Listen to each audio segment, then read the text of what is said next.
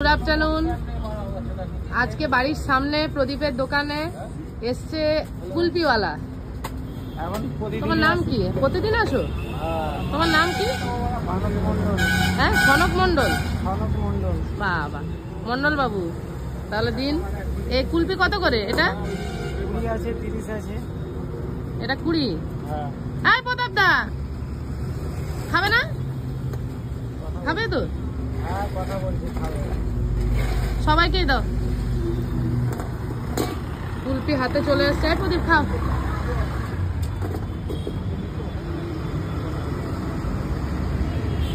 অনেকদিন পরে তো তুমি আসলে।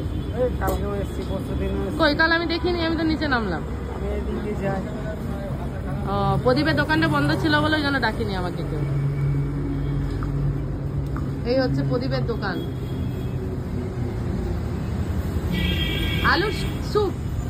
আলু স্যুপ ফেমাস। প্রদীপ আজকে করেছো আলু স্যুপ?